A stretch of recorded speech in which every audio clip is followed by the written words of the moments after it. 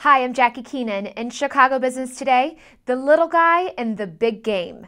This Sunday, more than 90 million Americans will gather in their living rooms to watch Peyton Manning's Colts and Drew Brees' Saints battle in the Super Bowl.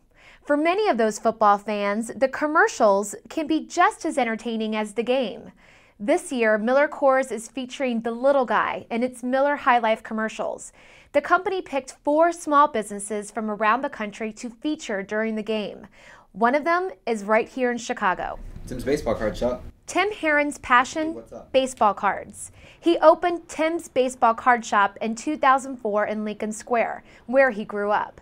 He buys and sells all kinds of sports memorabilia, but cards from the 1950s and 60s are his favorites. Herron runs his store without much fanfare. The only advertising he's ever done is a 2-inch ad in the Yellow Pages.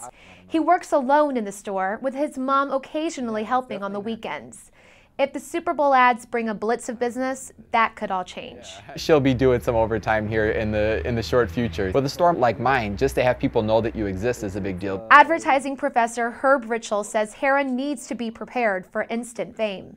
Hopefully they will be staffed for it. The last thing you want to do is, in that instance where they've had a great gift, to not be ready for it. I suspect they'll get a huge uptick. For $3 million per 30 seconds, an ad in the Super Bowl can be the ideal investment for a new company. E-Trade and Hulu.com launched their businesses with a Super Bowl ad. And this year, new advertisers like Flow TV and HomeAway.com hope to win big with brand recognition and sales. If you've got a big enough media budget, it makes media sense. Where else do you find 90 million Americans at one fell swoop?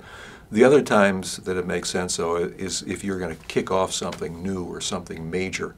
Experts say the creative has to be edgy and the message clear. Miller High Life spots with Herron will feature the beer's delivery man dispensing no-nonsense advice.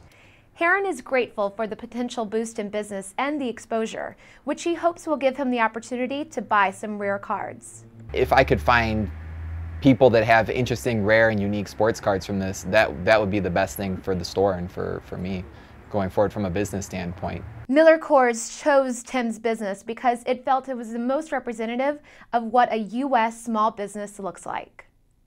And that's all for this edition of Chicago Business Today. For breaking news, be sure to check out chicagobusiness.com and download our podcast on iTunes to see us on the go.